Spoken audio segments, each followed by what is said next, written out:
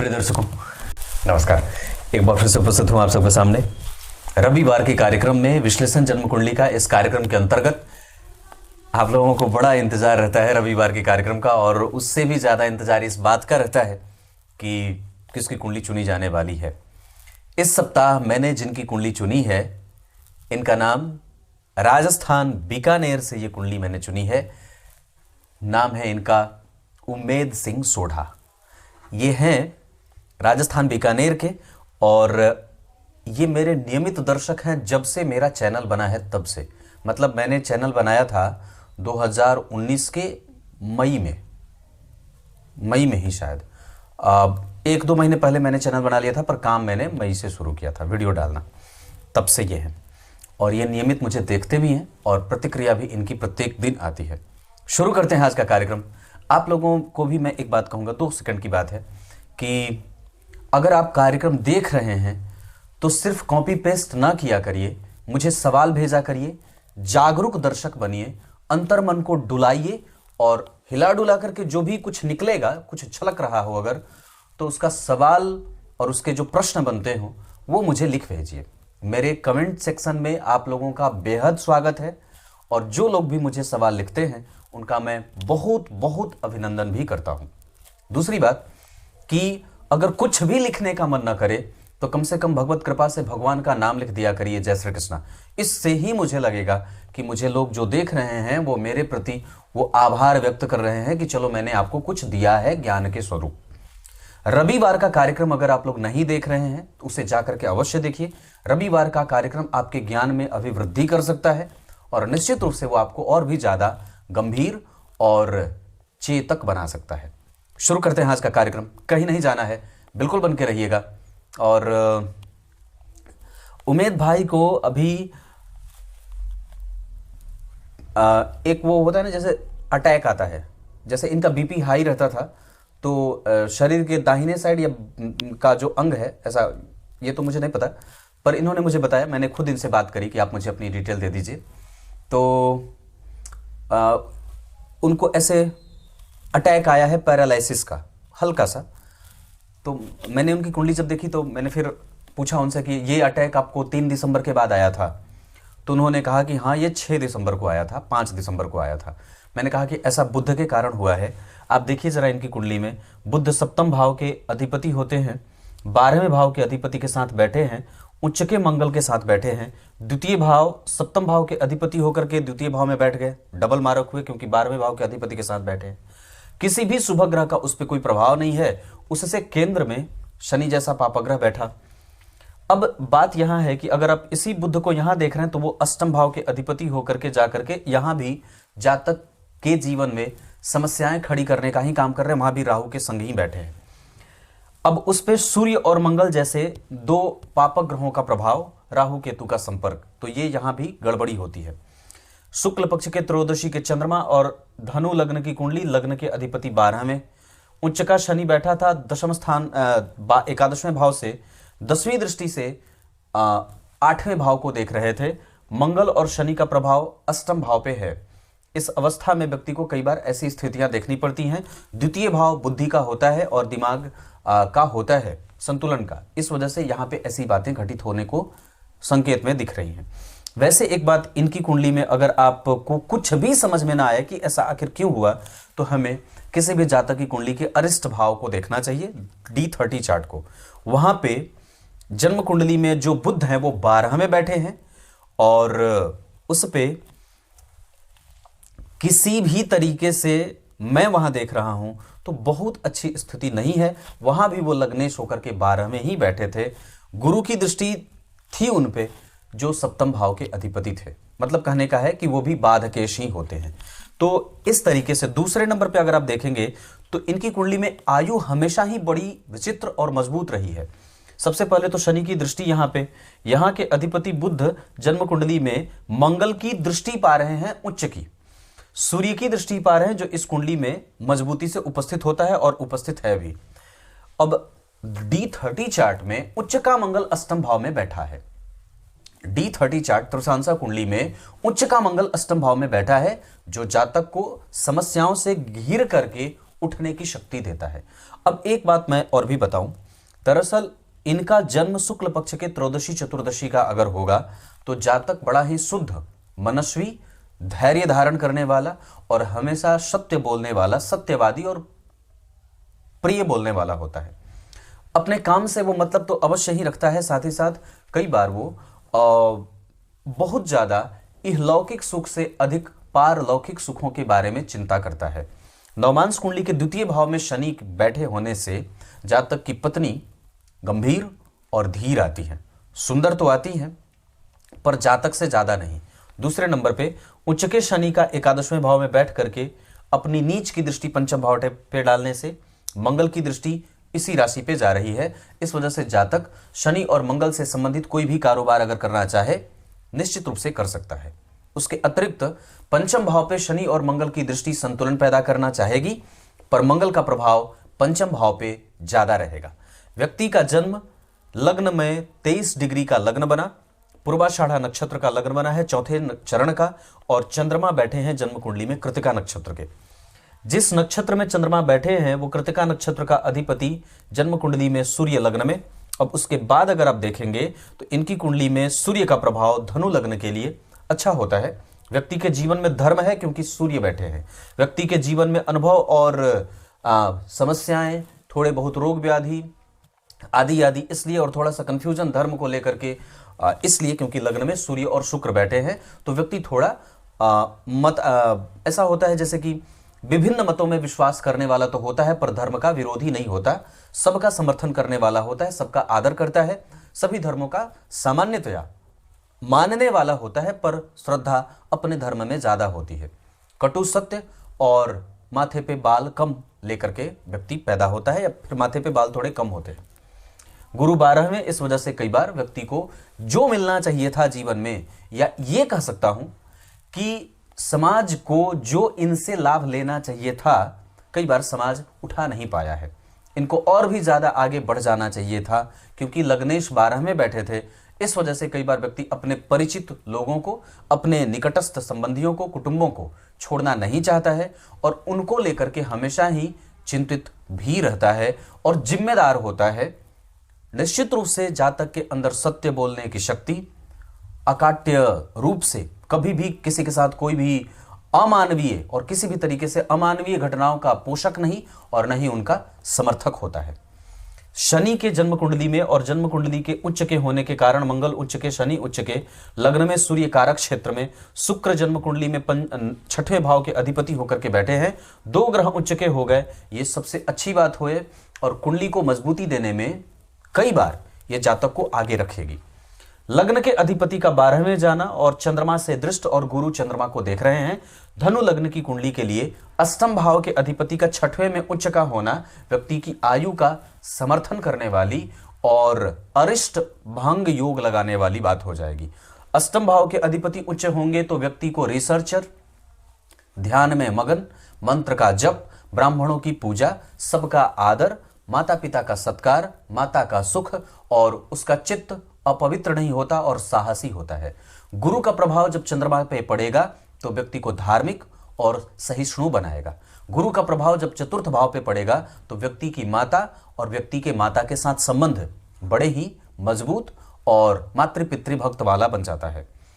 उसी तरीके से उच्च के मंगल धन भाव में धनाकृष्ट करने का योग लगाएंगे और जन्म कुंडली में धन भाव के अधिपति का उच्च का हो जाना लाभ भाव में, ये जातक को कई तरीके से लाभान्वित करने वाला और अपने ही बल पे पूर्वजों की संपत्ति को भी, जो खोई हुई संपत्ति है उसको भी फिर से रीगेन करने के योग में लेके जाता है और वापस व्यक्ति उसको प्राप्त कर लेता है। अपने तमाम प्रकार के मेहनत के बाद और जीवन में सत्य धारण करने के कारण, उसके अतिरिक्त अनुशासित होने के कारण, उसके अतिरिक्त सबको साथ में लेकर के चलने के कारण, अपने दिव्य नेत्रों से और अपनी बातों से सबको प्रभावित करके प्रेम जागृत करने के कारण व्यक्ति सफल सिद्ध होता है। हालांकि एक बात बड़ी अद्भुत है। अब आपको मैं इनकी कुंडली में अभी वर्तमान चलने वाली दशा पे, क्योंकि पीछे जो हुआ उसका कोई अर्थ नहीं है, अब आगे की चर्चा करते हैं। गुरु में बुध आए हैं 3 दिसंबर 2022 को, जिसका प्रभाव तो उन्होंने दिखा दिया। व्यक्ति को अटैक आया पैरालिसिस का। अब वो धीरे धीरे इससे अपने आप को ठीक करेंगे और ये ठीक होने में वक्त लगेगा 31 मार्च तक, जब तक बुध का प्रत्यंतर खत्म ना हो जाए, क्योंकि बुध यहां सप्तम भाव के अधिपति होकर के मारक भी होंगे और सहायक मारक के रूप में काम करेंगे। योग कारक होते हैं, क्योंकि मिथुन धनु लग्न की कुंडली के लिए 2 केंद्रों के अधिपति हैं, पर सप्तम भाव के अधिपति होकर के द्वितीय भाव में बैठने के कारण 12वें भाव के भी अधिपति के साथ परिणाम कर रहे हैं। हालांकि पंचमेश होंगे यहां पे मंगल ज्यादा, इस वजह से यहां बुध की दशा जातक को शारीरिक कष्ट देने वाली होगी। उसके साथ साथ जब किसी भी ग्रह के अंतर में, ध्यान से समझिएगा, यह भविष्य की बात है, किसी भी ग्रह की महादशा के अंतर में जब चंद्रमा की दशा अंतरदशा में आए, महादशा अंतरदशा प्रत्यंतर, चंद्रमा की महादशा नहीं, अंतर प्रत्यंतर में, तो जातक को शारीरिक कष्ट एक बार और बढ़ सकता है।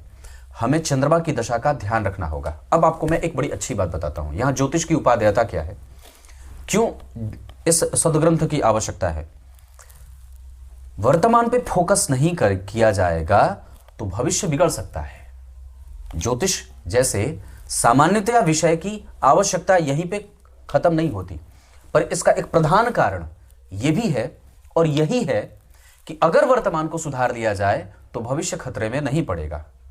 अगर आप एक मोटे तौर पे नहीं, एक बृहद और विशाल दृश्य के रूप में अगर इसका दर्शन करना चाहते हैं तो यही अर्थ निकलता है, वर्तमान को सुधारिए, भविष्य खुद सुधर जाएगा। वर्तमान कैसे सुधरेगा?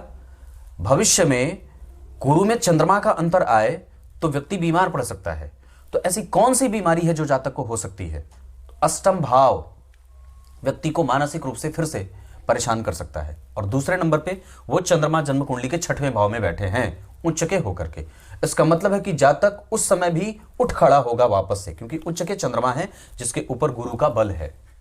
दूसरे नंबर पे नुकसान स्वास्थ्य में, चलो ये ठीक है, पर मैंने क्या बात कही कि इसकी स्थिति यहीं से बननी शुरू होती है अपने वर्तमान को सुधार लेने की, और इसी क्षेत्र के लिए ज्योतिष का सर्वांगीण लाभ होता है कि आपने अपने वर्तमान को, जैसे भविष्य में हार्ट अटैक आने वाला है, मतलब चौथा भाव कमजोर है, भविष्य में ऑपरेशन के योग बनते हैं क्योंकि शनि और मंगल का योग यहां बनता है। अगर ऐसी कोई बात बनेगी तो हमें अभी से ही अपने स्वास्थ्य को लेकर के सचेत रहने की आवश्यकता है, जो आपको विज्ञान कभी भी नहीं बता सकता। विज्ञान कभी भी नहीं बता सकता। अगर विज्ञान, अगर मैं तो आप लोगों से एक बात कहूं कि अगर ये बात अभी कितने दिन की बात है, 2-3 दिन की ही बात है, किसी बच्चे को आंखों पे चश्मा लगा था, तो मैंने बात कही कि चश्मा 2-3 साल में उतर जाएगा, तो बोले हाँ डॉक्टर साहब ने भी यही कहा है, 2-3 साल में उतर जाएगा। ठीक उसी तरीके से एक और भी कुंडली आई थी जिसमें उनको बच्चा नहीं ठहर रहा था, तो मैंने कहा आपके पति के अंदर की समस्या है, आप उनका इलाज कराओ। उन्होंने कहा हाँ पंडित जी, उनमें कमजोरी है। तो वस्तुतः ये चीजें विज्ञान पता लगाने में डॉक्टर साहब आपको कितना तिकड़म भिड़ाते हैं। तो ठीक उसी तरीके से बुध की कमजोरी, चंद्रमा भी जन्म कुंडली में आपको परेशानी में डाल सकते हैं, क्योंकि इस कुंडली के लिए, हालांकि चंद्रमा मारकेश नहीं होते, मारक नहीं होते, पर फिर भी उनके ऊपर एक शुभ ग्रह गुरु की दृष्टि है और बाकी किसी अन्य शुभ ग्रह का कोई प्रभाव नहीं है। अष्टम भाव पे शनि मंगल राहु केतु का प्रभाव ठीक नहीं होता, इस वजह से यह परेशानी बन सकती है। हालांकि आपकी कुंडली में एक बात और बता दूं, तो अब आपकी कुंडली 2025 में केतु आने वाले हैं, जो आपकी कुंडली में किसी भी तरीके से आपको परेशान नहीं करेंगे और वो आपको शुभदायी परिणाम देने वाले हैं। 2025 मतलब अभी 2 साल। चंद्रमा का प्रत्यंतर बहुत ही ज्यादा संभालने वाला होना चाहिए आपकी कुंडली में। अब एक बात और बता दूं, धन बल ठीक है, आध्यात्मिक उन्नति बहुत अच्छी है, व्यक्ति का स्वास्थ्य थोड़ा बहुत परेशान करेगा, लेकिन एक बहुत अच्छी बात यह भी है कि इसी दौरान व्यक्ति के 2 क्षेत्र नए खुलेंगे। एक आपको अपने व्यापार में खुद को स्थापित करने का, और दूसरा आध्यात्मिक उन्नति का। स्वास्थ्य अलग परेशान करेगा, पर ये दोनों क्षेत्र आपके जीवन में आपको स्थापित करके ही जाएंगे।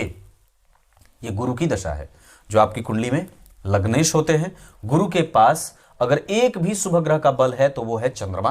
हालांकि आपकी कुंडली में वो बहुत अच्छे हैं और बेहतर स्थिति में बैठे हैं, वो कमजोर नहीं है। थोड़ी बहुत समस्या आपकी वो बढ़ाएंगे जरूर, क्योंकि वो 8वें भाव के अधिपति होकर के, उच्च के होकर के 6वें भाव में बैठे हैं। इस वजह से दुह स्थान का अधिपति अगर इन्हीं भाव में बैठा हो तो विपरीत राजयोग बनाता है, यह अच्छी बात है, पर विपरीत परिस्थिति का निर्माण वो पहले कर रहा है। क्लियर है? आगे आने वाली दशाओं में अगर मैं बात करूंगा तो गुरु के बाद गुरु की दशा में चंद्रमा की दशा परेशान करने वाली, जो 29 से 30 तक रहेगी, और एक दशा परेशान करेगी 31 के दिसंबर के बाद, गुरु में राहु, क्योंकि आपकी कुंडली के लिए राहु सप्तम भाव में बैठे हैं, सूर्य को भी देख रहे हैं, शुक्र को भी देख रहे हैं, अष्टम भाव के अधिपति जन्म कुंडली में चंद्रमा आपकी कुंडली में साहसी हैं, इस वजह से वहां भी व्यक्ति फिर से जीतेगा। और गुरु में राहु का जो प्रभाव होगा वो आपको कष्ट में डाल सकता है। इस वजह से एक उस दशा पे आपको ध्यान देना होगा। इस गुरु की दशा में अगर हो सके एकादशी का व्रत, मंदिर का दर्शन, गजेंद्र मोक्ष का पाठ रात्रि में सोते समय अवश्य करें, विष्णु सहस्त्र का नाम सुन करके सोएं। अगर हो सके तो कभी कभी भगवान शिव को 100 बेलपत्र, कभी कभी नहीं, श्रावणी में ही नहीं, कभी भी कोई अच्छा मुहूर्त मिल जाए तो अवश्य अर्पित कर दिया करिए। आपकी कुंडली का चंद्रमा उच्च का है, गुरु से दृष्ट है, एकादशी आपको बहुत ज्यादा लाभान्वित करने वाली हो सकती है।